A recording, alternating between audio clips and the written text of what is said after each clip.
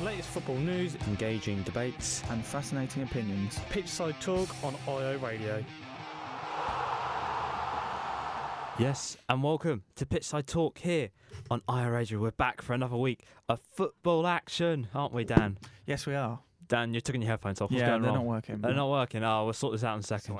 No, just listen with your ears once. Well, so how are you doing, actually? I haven't asked you. How are you doing? I'm all right. I had a bit of an awful train ride home, though, because of this storm. Oh, Storm Kira? Yeah. Oh. Yeah, it wasn't fun. Had to stand up for 5 hours. But well, we'll get onto that later on. Before I forget to mention, if you want to follow us on Twitter, it's at Pitchside Talk. If you want to follow us on Instagram, it's talk_pitch. If you want to listen to any of our previous shows as a podcast, you can find us on SoundCloud at Pitchside Talk. Yes. Or YouTube Pitchside Talk. Also, I've got a little announcement to make at the end of the show before I forget to mention, because I always forget. Always forget something. Write stuff down in capitals. Yeah, I do actually. Yeah, I do. But Dan, what have we got coming up on the show today? Right, so today we're going to be talking about Ipswich again and their very poor run of form. The double bill. The double bill didn't go well, but we'll get into that. Yep. We're going to also be talking about the Premier League, but there's only 3 games this week. So Very weird. Because of this international break. Winter break. Not international. But we're also going to be talking about West Ham as well, because they're not doing very well in the Premier League at the moment, No, they're not. No wonder one of their games got postponed, really. They're just the one that, nah, mate, you need to just calm down over there. Stay up to date with the latest footy news. Pitchside Talk on IO Radio. Yes, that's right. Stay up to date with all the latest footy news here, Pitchside Talk on IO Radio. So, Dan, we're now going to be talking about Ipswich Town. You can't still hear, can you? No, I'm all right. I'll just carry on now. I had to turn them down on mine because they're too loud. Oh, okay. They're too loud on mine. I was like, hey. I thought I'd broken the mics over. Technical difficulties. Yeah, we're suffering again. But Dan, Ipswich Town, double bill. Yes. One on Saturday. You went to the game on Saturday. I did. Yeah, I did. You made the 281-mile trip to Sunderland from Portman Road, not from... You don't live at Portman Road, do you? Maybe I do. No, I don't. Oh. Yeah, but the train station is near Portman Road, so I'll give you that. Yeah, something like that. Ipswich Town lost a 1-0 to a Chris Maguire 81st minute strike. What were your thoughts on the performance by Town? Right. I've said this so many times this year that it was a game of 2 halves, and this kind of defined that, I think. The first half, we were very, very good. I thought we dominated the game, really. I think attacking-wise, we were decent. Obviously couldn't finish our chances, which is what kind of made us lose the game in the end. But I think first half, we were very good. I think our wing-backs played pretty well. Kenlock was okay in the first half. He got forward quite a bit. I think Donasian and Chambers did well on the right-hand side. So, yeah, we were quite happy going into half-time with how things were going. But obviously there's that thing in our minds, you know, we're going to come out the second half and really taking our chances. And I think that's exactly what happened. Second half, Sunderland came out a different team. They dominated the ball this time. And I'm surprised it took until the 80th minute for them to score, actually. They hit the bar and the post. So, yeah, it was a really poor second half. It was really, really hard to watch. And once again, we didn't take our chances and it cost us. Do you feel it was another missed chance by Ipswich? Because Ipswich always seemed to play well in the first half. They did that against Sunderland in the first meeting. Yes. Sunderland were booed off at half-time. Second half, they came out a different side. They looked different. But do you just feel it was another missed opportunity by Town, just looking at how tight this league is? Yeah, I think it's definitely a missed opportunity to go back into the... Well, we were in the playoffs at the time, but, you know, stay in the playoffs, I think... we just had to win this game. There was no other choice. And now that we didn't, go down to 7th place, and it's not looking good. It really isn't. And these 3 games, I think we would have taken... well, I would have taken maybe at least 5 points? 5 points, yeah. But to get 0 out of these 3 games is just not acceptable, really. So, yeah, it's really poor to go out of the playoffs now, and definitely a missed opportunity on Saturday. Well, this is the second time Ipswich Town have lost 3 games in a row this season. Last time they did that was Coventry, 2-1 in the FA Cup. Bristol Rovers 2-1 in the league, 1-0 to Portsmouth in the league as well. Yes. So, not looking good. But before the match, Lambert made 5 changes to his squad. Quite a lot, actually. I thought squad rotation had gone out the window. Yeah. I thought it was unchanged sides for 2020. Yeah. He's broken his New Year's revolutions already. Yes. But we saw one big change. Thomas Holy back in goal after Will Norris's sort of tough time in goal, we'll say. It was a tough time for him, but were you happy to see Holy back in? Yes, I was definitely happy to see Holy back in. I think Ipswich fans were crying out for that. I think Norris has made too many mistakes, let too many goals in when he shouldn't have. So, yeah, it was fantastic to see Holy back. Obviously, he couldn't keep a clean sheet, but I think he's a better keeper than Norris, so I think he should be starting. But he did make a little bit of a dodgy thing when we were playing something. He came out of his area quite far, managed to get the ball away, though, so that's a good thing. But, yeah, I like it. I'm glad to see Holy back in goal. Okay, well, we've skipped over this match. Ipswich played last night as well in a big match against AFC Wimbledon. A must-win game. Yeah. We have to say AFC Wimbledon are not doing well. No. Ipswich already beaten them once in that famous 2-1 victory. Is it famous? Well, you lost your voice, so it must be famous. Yeah. And I rejected to go. Yeah. Yes, you did. I was like, oh, no, I'll see another game. But they were held to a frustrating draw at Wimbledon, where other teams around them lost around Ipswich, and other teams gained on Ipswich. What implications does this result now have for Ipswich? Because if we look ahead, Portsmouth, who lost, have got 2 games ahead of Ipswich, and they're in 6th. Yeah. Also, Doncaster and Fleetwood are only 1 point behind Ipswich, where they started, 7 odd points behind them 3 weeks ago. Yeah, that's mad. How's it going so wrong? What's happened? Oh, I don't know what's happened. I think January was massive. I think that because we didn't invest in any players at all, really. I mean, we got Josh Earl in, but that's not really any investment. So, a loan signing. Yeah. But, teams around us, they were signing players. Peterborough signed Schmodix that we were linked with. Marcus Evans said, we don't need him. And now he's gone and scored like 4 in 3 for Peterborough or something. So, yeah, it's massive that we didn't invest in January. I think now, I don't know, is it lack of confidence maybe that the players have? I think now that we're out of the playoffs, it has massive implications for the rest of the season. I think the confidence is going to be low now, and the fans, they're annoyed at the moment. We don't have the belief that we're going to get promoted or even get in the playoffs this season.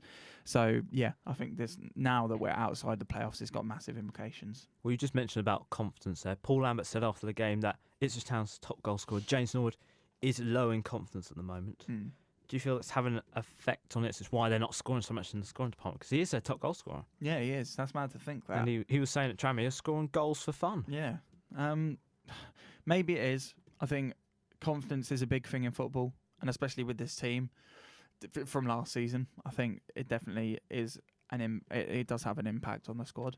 But I think Norwood has the ability to score goals, but we've seen it so many times this season where he's had so many one-on-ones and so many chances that he hasn't taken. And obviously yesterday that happened again. I think he missed a one-on-one. He had a massive chance that he just shot straight at the keeper. So I don't know what it is with Norwood. I think he can be a very good player. I think he's very good at holding the ball up, and I think he plays well with Jackson.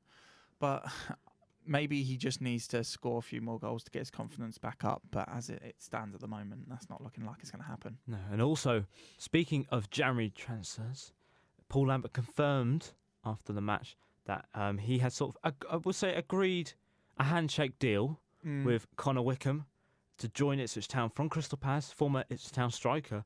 Yes. Many years ago. Yes. Sold. Well, he was very young. Yes. But it was rejected by Lee O'Neill and Marcus Evans because the money was too high, apparently on the wage bills and that. But yeah.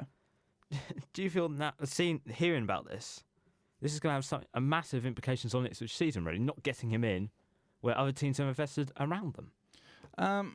The thing with this deal is, when I saw it, I was like, there is absolutely no way that Connor Wickham would have joined us. The money is way, way too high. Well, apparently he was very willing to drop 2 leagues to get some game time. He's now at Sheffield Wednesday. Yeah. He was very willing to drop 2 leagues to play. I don't know about this. It's all a bit weird. I don't think there was really a deal agreed. I just think that we were linked with him. Lambert wanted to make this deal happen, but the wage bill was way too high. And I think we need to look at more realistic signings. I think, he would have been a great signing and we would have loved him to come back. But I think we need to be more realistic, really, if we want to sign some good players. Oh, you've got to have sometimes unrealistic transfers. That's what He makes was never football- going to join. That's why it's called the gossip window. You make some random transfer. But Fine. moving back onto the football, do you feel that the recent results Ipswich have had have sort of made Ipswich fans start to lose hope in this season? Ipswich fans are very divided at the moment. I said sort of start show. You got Lambert in once. You got Lambert out. You got Evans out and Lambert out. You got Evans out and Lambert in. You got just then the ones that kind of go, Yeah. I think that's a major thing. How divided fans are. I think it was like that during McCarthy's era as well. There's a majority of McCarthy out, but there was still some that still say now that we should have kept McCarthy. Me. I said it all along. Yeah, but you're a Liverpool fan, so you don't count. Stop. So yeah, I think that is a big thing, and I think the fans. I don't know. I think at the start of the season we expected us to go up, and I think with the squad we have, we should be fighting for promotion. But I don't know what's gone wrong. But the players now in their interviews, they're saying, We've got a good enough team. Josh Earl said yesterday we should be going up this season, which is ridiculous. There's no way this team is good enough, and I think that is what makes the fans lose hope.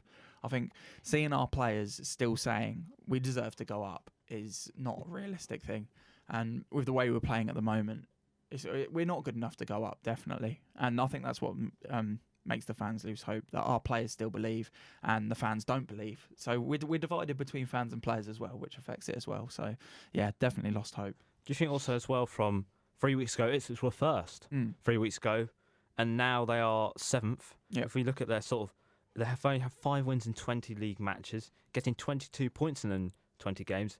Only Bolton, Southend, Tranmere and MK Dons have fewer points than Ipswich Town. That's so poor. Since October, 27 played, 6 wins, 10 draws, 11 losses. Is that sort of having a contributing factor as well? Yeah, the form is definitely a massive thing as well, of course. But we're only really in this position because of how well we started the season. I think at the start of the season it was all going great, but it's a long season. Obviously, teams go on bad runs of form, but this is definitely more than a bad run of form now. I think from what I've seen over these last few weeks, we're not good enough to go up. I think we have the squad to get a good enough squad to get in the playoffs, but confidence is low now, and I think the form we have now going into these next few games, we've got a big game on Saturday again. As I've said before in the show, we've got cup finals till the end of the season. We're still 1 point away from the playoffs, but it's just lack of confidence. The fans, they're getting on Lambert's back, they're getting on Evans' back, and it's just turning into a bad atmosphere again. Shouldn't there be made more investment in the summer? Because if you're looking at Kane Vincent-Young, one of Ipswich Town's best players, injured in 2 months. Yeah. Should they maybe done more investment in January to sort of find these problems already, to solve these problems? Sorry. Yeah, definitely in January. Should have invested in January. Because teams around us were improving their squad and we didn't, and that's going to affect us. But in the summer, I think we went into the start of the season thinking that we had a good enough squad. I think we made some good additions in the summer. But I think Marcus Evans should have looked at the squad in January and thought, where can we improve? I think we were shouting out for fullbacks, because especially a right back. I guess Josh Earl can play left back, but we needed a right back. We had no cover except Donatian, who I don't rate. I know he's had some good games, yes, and he's played well. He played well against Sunderland actually, but we need backup for Donatian as well. And if Donatian isn't going to play, he sticks Wolfenden at right back. Yes, I've said Wolfenden can play right back, but he's been playing centre back all season, so expecting him to play right back and play well is a big ask. So I think we should have invested in a good right back, and we just needed. I think we needed to spend some money, but I know that Marcus Evans isn't going to do that, because I don't know what it is. He's just paying off the debt, I guess. But Probably. but yeah, definitely should have invested in January, 100%. Should invest in. Well, moving on to Saturday's game, Ipswich Town are back at Portman Road. 2 games back-to-back at Portman Road, actually. Yes, I think so. Yes, the first one is up against Burton Albion. Mm-hmm. Burton Albion, they won against them at the start of the season, 1-0. Luke Garbett. Yep. We don't know if he's going to start or not. We No. say he's out with a thigh injury, don't they? Yes, I think Not so. good. But in previous results, Ipswich have never lost to Burton Albion at home. Only 1 win and 1 draw. Mm. I don't know. I feel a bit bad, but what is your score prediction for this match? Look, it's sort of Burton Albion are 12th. Yeah. Burton Albion do win, they will jump, go on to 46, and they'll only be 3 points behind Ipswich Town. Yeah. Again, it's going to be a tough game. I think Burton have some decent players. They've played in the Championship for a few years earlier on. Can't remember how. I think it was 17, 18. I think Yes, their last 17, season. 18. So, yeah, they've still got some of their players. So, it's going to be a tough game. And with the way our form is going, I think it's going to be 0-0 again. Ooh, not looking good. Well, when we come back, we're talking about the Premier League. It's first ever winter break. Yep. But we have matches on in that winter break. How weird. Pitchside Talk on IO Radio. Yes, welcome back to Pitchside Talk here on IO Radio for Different Dimension. Follow us on Twitter, Pitch Aside Talk, and he says something completely different there. Yes. If you want to follow us on Instagram, it's talk_pitch. Also, if you want to listen to any of our previous shows on YouTube or SoundCloud, simply type in Pitchside Talk and you'll find us there. Now, Dan, we're going to talk about the Premier League. Yes. But the Premier League is on a winter break. First ever winter break. It is. But 3 matches were played. Yeah. Well, there's supposed to be 4, but some storm came along and when, the Etihad can't play. Yeah. It was, out of all the stadiums, it was Etihad. It's just like, what? What is going on? The Etihad Stadium can't play football. Haven't they got a roof or something? But we will start off with Everton, who's stretched an unbeaten run of 5 games, taking them up to 7th place in the Premier League. This is a funny enough stat. Only Liverpool have won more points than Everton this season since Ancelotti took over in December, 24-17. Wow. I guess Merseyside must be the home of football now. Forget Well. Manchester.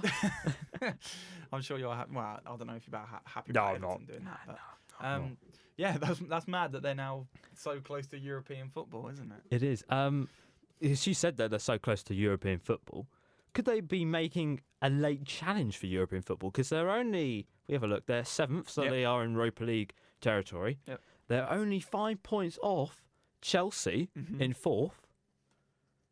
Yes. Could this be the biggest miracle ever? From relegation in December Yeah. to challenging for Champions League football? Yeah. What's going on? It's absolutely madness, and obviously, they probably should be thinking that with how they are at the moment. I think Ancelotti's done a fantastic job. I think when he joined, everyone was like, "How on earth have Everton managed to get a Champions League manager, Premier League manager as well?" He's managed some of the biggest teams in Europe.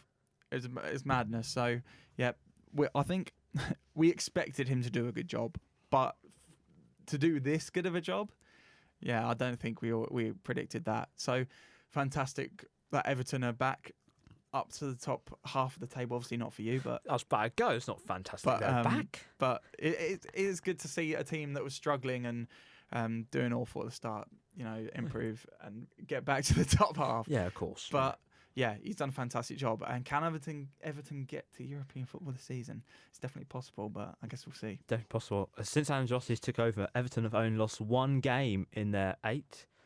Also, Ancelotti's won 70 points in his first 8 games at Everton. In Silva's last 7, he only won 7 points. Yeah, And lost 5 games, 1, 2, and drawed 1.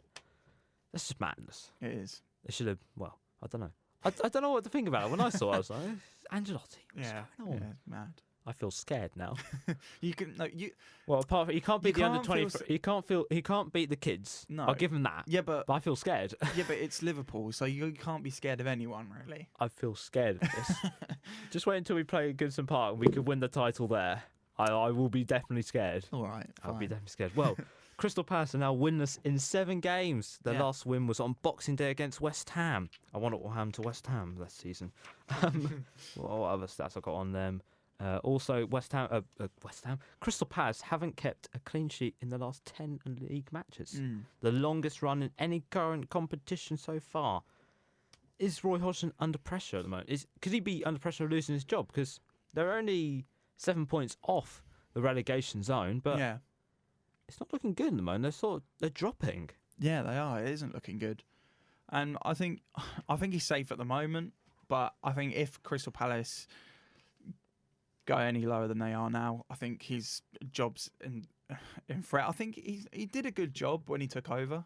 I think he's been there a couple of seasons. Yes, he's been there a couple of seasons. Yeah, and he had a decent start to the season, actually. He took over from Frank de Boer, who was sacked in 4 matches. Yeah, I remember that. Earlier, I think that's the quickest sacking ever. Yeah. Wow. 4 matches. Anyway, yeah. So he had a decent start to the season. He was in around the top 10. So, yeah, they were doing good at the start of the season, but it's just dropped off now. So I think if Crystal Palace go on this run for much longer, I think his job will definitely be in threat. I'll say he's safe now. I can't see him getting sacked anytime soon, but I guess we'll see how Crystal Palace do in their next games and see if he's going to be in any threat. I was just about to find out what their next games are. I should be prepared for this sometime. So the next game is Newcastle. So the next run of 4 games is Newcastle, Brighton, Watford, and Bournemouth. So definitely some winnable games in there. Some winnable games, and then it's Liverpool after that. Yeah, so then to probably a loss. Home already, of the champions. There you go. I knew you were going to say it. I just had to interrupt you to say it. Moving on to the second game of the winter break. Brighton took on Watford, and Nigel Pearson described the Brighton game as a missed opportunity for Watford, as they saw crucial points go missing after Mariappa's, calamity at the back. Yeah. Did you see it? No, I didn't, but I heard about it. The ball was crossed and nobody was there. Yeah. There was somebody at the back post, but I would say like 5-10 yards away, and he just went, I'm just going to slide in here. And just like, my legs got, oh no, it's in the back of the net. And he did the thing of where a player lies there and they just kind of go, what have I done? Yeah. Am I asleep? He did that. He didn't move for a few minutes. I thought, okay, he knows what he's done now. But it's just a missed opportunity for them. Looking at the next run of fixtures, which are, I have them here. I've actually prepared this time. Manchester United away, Liverpool at home, Crystal Palace away, Leicester at home. So yeah, they've got a tough run of games coming up. So yeah, I think it was a missed opportunity. I think this was a game where they needed to get points from. Well, I mean, they did get a point, but that's not enough. No. I think, they took the lead, so they've definitely given away 2 points there. So yeah, it's I don't know about Watford. I think Nigel Pearson is obviously good at keeping teams up, but it's going to be really difficult for them. I know they're only a point off safety, but it's still going to be difficult. And this was definitely a game that they needed to get points from going into their next run of games. So I think I'd still put Watford in my bottom 3 come the end of the season from this point. But I guess we'll see, because Nigel Pearson is good at keeping teams up. Well, Watford are winners in 5 games in all competitions. They've dropped 17 points from winning positions this season. Only West Ham have done more with 19. But they've lost 8 across the last 3 games, where they were winning points like there was no tomorrow. Yeah, they were. It's not good times. No. Well, moving over to Brighton, who are not in good times as well. They're winners now in 6 games. This is quite crazy, this is. Are they still in danger of relegation? They're 15th, and they are only 3 points off. Yeah. West Ham in 18th. Yeah. Yeah, I think they should probably look at the table and think we are in the relegation scrap. And obviously it's really hard to get out of that. But, they've still got that bit of safety with them 3 points. They've got a superior goal difference to West Ham. But, I still think they should be wary. Their form's not great. So it's going to be tough for them to get out of this. But, I still think they have a decent squad. I think they're good enough to stay up, and I think they will. But I guess we'll see. I don't know. I don't really know their run of games either. Obviously, that I'm not really Premier League fan. Let me get them up for you. So the next run of games for Brighton is, as technology slowly loads, it's slowly loading. There's Brighton. So they've got Sheffield United away, Crystal Palace at home, Wolves away, Arsenal at home. So the next run of games. So some tough games. So I guess it really depends on how the teams around them fare. I guess, West Ham are in a pretty bad run. We'll talk about that later. Teams around them, Watford, obviously, they're said before they're, point from safety. So I guess, and at Villa as well. So I guess we'll see how them teams do around them. And it's going to be tough to get out of this, but I can see Brighton staying up. See Brighton staying. Well, moving on to the last game of the winter break, because Manchester City, versus West Ham was cancelled because of a storm, a little storm. There's apparently another one coming, Yeah, Storm Dennis. Storm Dennis. It's just a sidetrack there. Yeah. But a storm that is coming is Sheffield United. They're only 2 points off the top 4. Who would have ever thought that? I don't know where we put them. I think we're eating humble pie now, aren't we? Yeah, we are slightly. But they keep losing. They lose to Liverpool, so it's all right. I'm not eating too much humble pie. But they're only 2 points off Chelsea in 4th place for Champions League football here. May I add, this is Champions League football. This is the highest football you can play in Europe, and Sheffield United are in there. Dave McGoldrick could be in the Champions League. Oh God! Don't make me depressed, please. I'm not. I'm just expressing the fact. We let him go for free. I know, but Dave McGoldrick, the best player, I guess, ever. The best player in the world. But so they're now 2 points off the top 4. Will we see Sheffield United in European football next season? Well, it's definitely possible, isn't it? I mean, the way that you're right. Yeah, I'm just laughing. Sorry. It's definitely possible. I think, the passion they have around their squad. Obviously, at the start of the season, I mean, they spent a bit of money, not on players that I would thought they'd go for, but no. They kind of spent their money on Championship players. May I just add, they do have Ravel Morrison and Jack Rodwell in their squad. Yes, I know, but this is not a drill. Yeah, but Ravel Morrison's now one of them players that will just. He's already at Middlesbrough. Anyway, yeah. So anyway, they have that passion that they can fight for European football. No one would have thought that they would have done that. And as I've said before, I think Premier League teams just don't know how to play against them with this system that they play. We haven't really seen in the Premier League, but it's fantastic to see them doing so well. I don't know if they can get in top 4. I know that Chelsea aren't really doing amazing at the moment, but I don't know. I don't know if they can get in top 4. I'll say they'll finish 5th. I think they'll get in the Europa League, but Champions League. Wow. This is crazy. But should Chris Wilder be considered for the manager of the season this year? He is he's a fantastic manager. It looks like he's 15 wins, 9 draws and 8 losses this season out of 32 matches. Yeah. Should he actually win it really over Jurgen Klopp? Because what the job he's done this season, it's an incredible job. Yeah, I think, in my opinion, I think he should be manager of the season. But obviously, I think Jurgen will probably get it. But yeah, I think he's done an amazing job. He's an amazing manager. I think he's a Sheffield United legend, isn't he? So, I've said about that before, but it's worked this time. But he's done an amazing job, obviously, to get them up to 5th in the Premier League. It's mad. I think he took over when they were in League One. Yes, he did. So, yeah, he's done absolutely amazing. So, he should definitely be considered manager of the year. I think he will be. I think it will be between him and Jurgen Klopp. But it'll be interesting to see who they go for. But I would definitely give him manager of the season. Wow. Well, also something as well. Dean Henderson is in the form of his life. A Sheffield United goalkeeper. Yeah. Manchester United loanee. Yes. I found out the other day.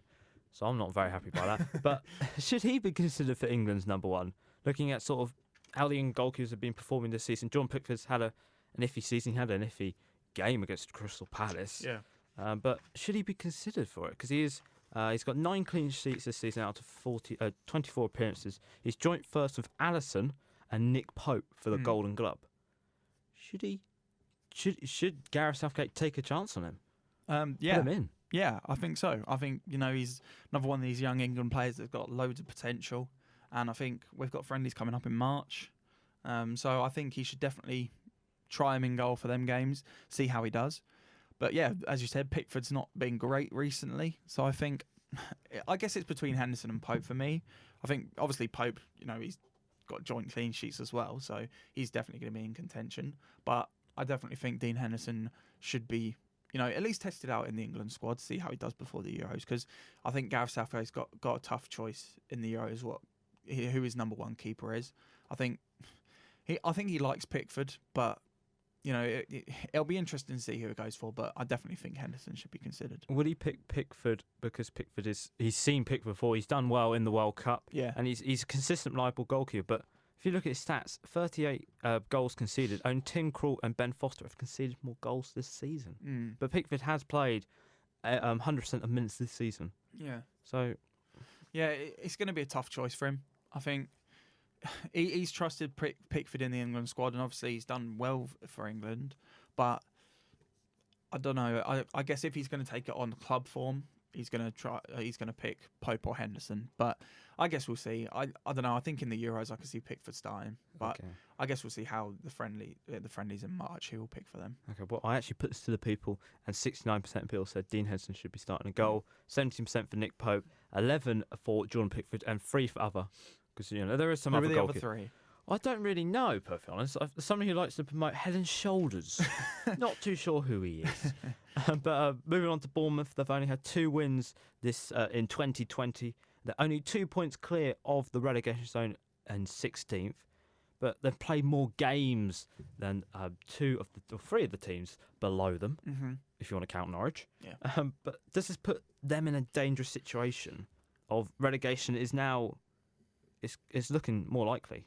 Yeah, definitely. I think they're 2 points off, and Villa and West Ham have got a game in hand, so it's not looking good for them. I think Eddie Howe's got quite a big job to do the rest of the season.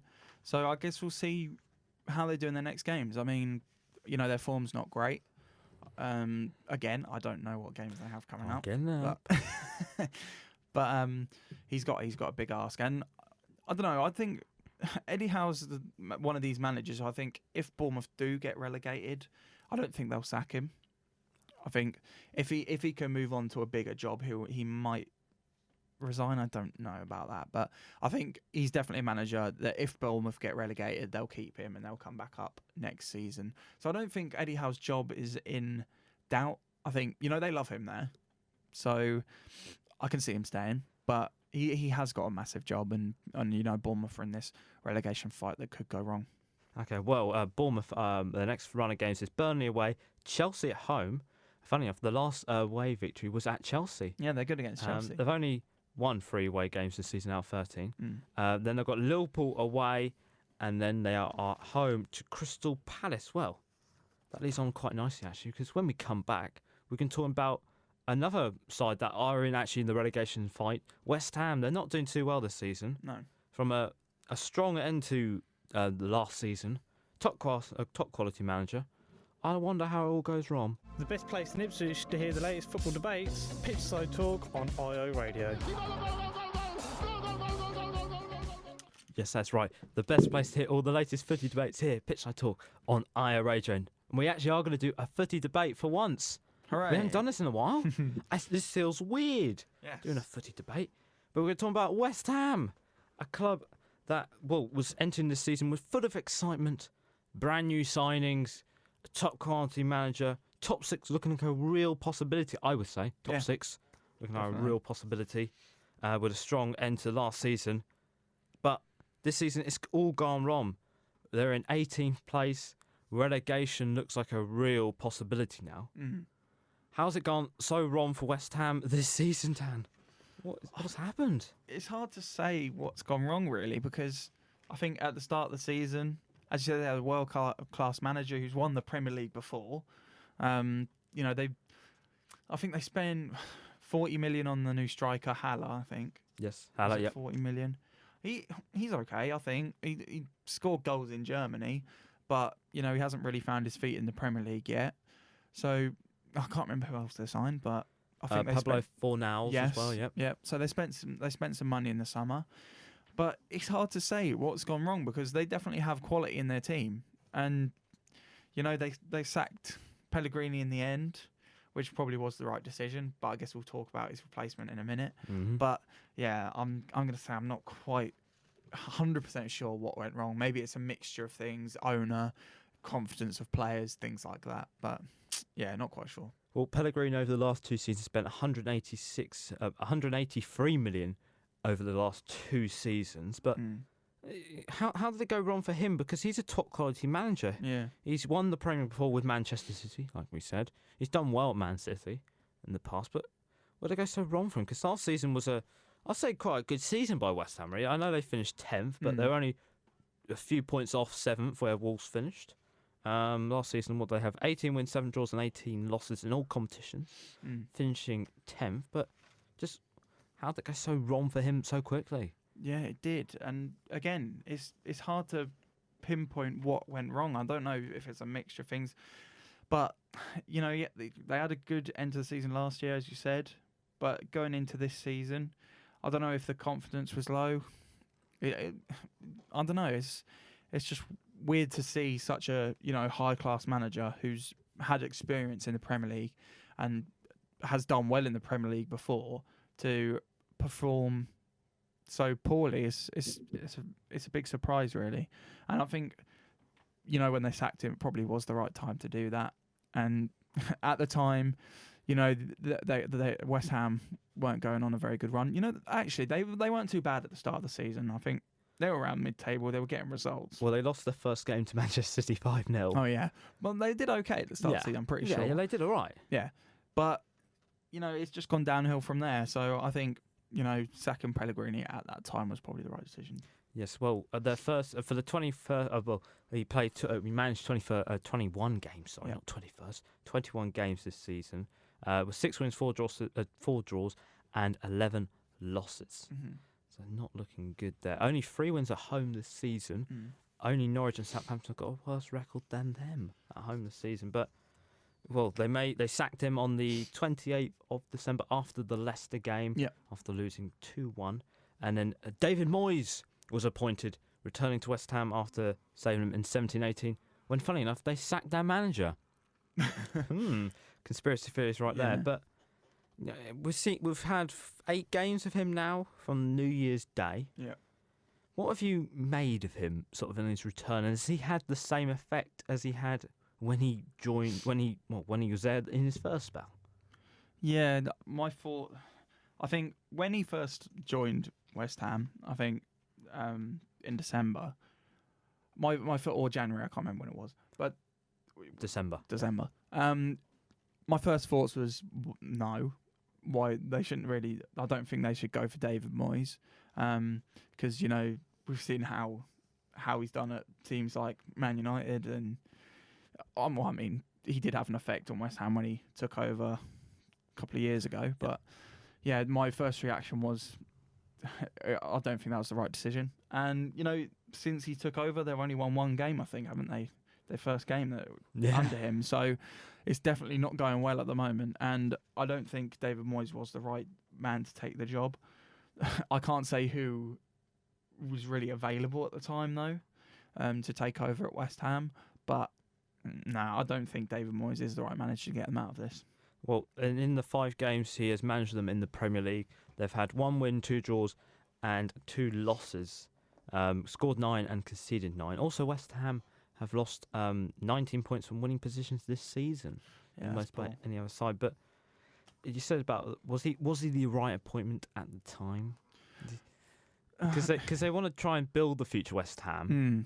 But they signed him before and they gave him a 6-month contract. This time he has got an 18-month contract, so he's somewhat settled there. But were you convinced when he joined the first time? No, second time. Sorry, second time. No, I wasn't convinced when he joined.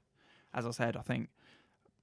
I didn't think he was the right man for the job, and that's kind of proven really with the run of results he's had. But he's had experience in the Premier League, so I think he's got what it takes to stay up in this league. But I still don't think he's really the right person to take West Ham up the league table.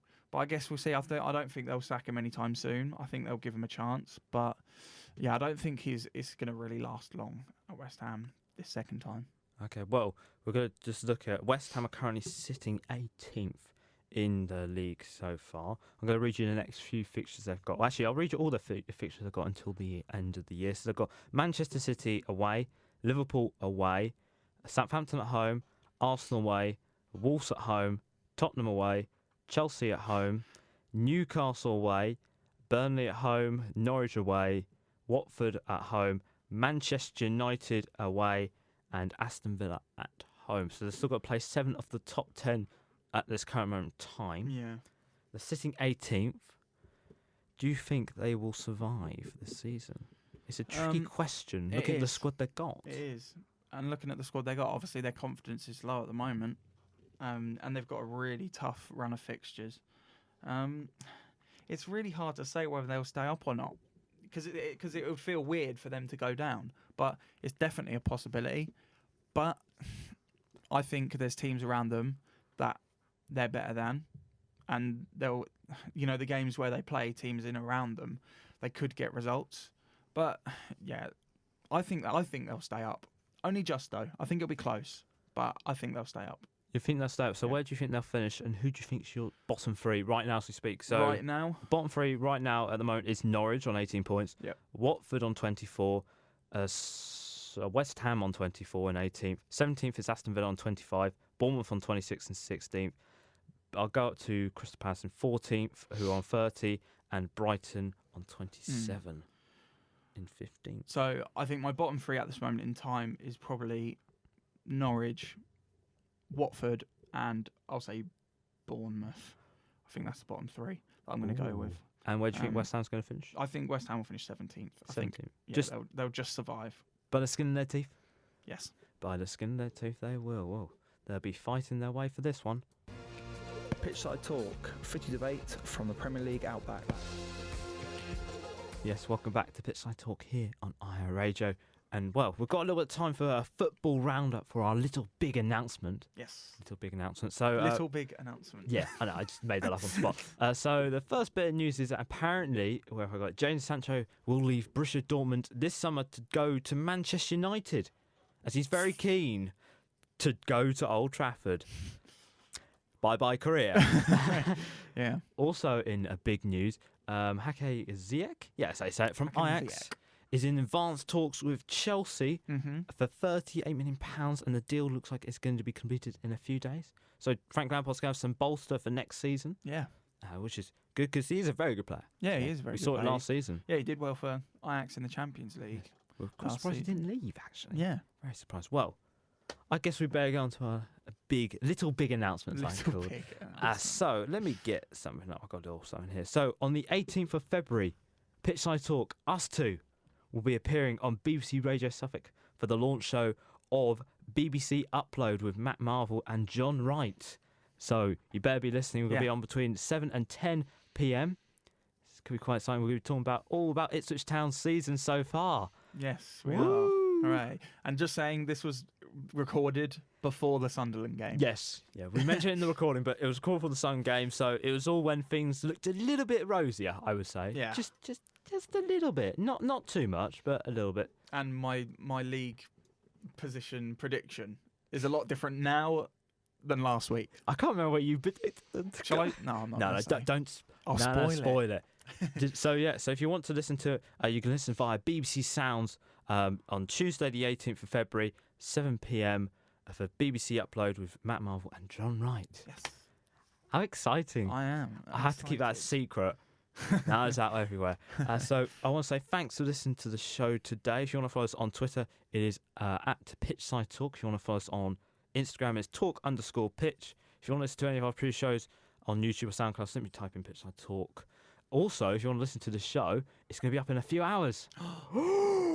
New editor? Maybe. By any chance? Maybe. I'm not too sure who he is, but he's got quick skills. So if you want to listen to that, it'll be up in a few hours' time. So I've been George. I'm Dan. Yes, and we'll see you next week where we talk about Ipswich Town, Premier League, and I think the Champions League's back on next weekend. Dun dun dun. Yes. I'm so happy now. So we'll see you next week, and ciao. See ya. The whistle has been blown for full time. Tune in next week for another jam-packed show.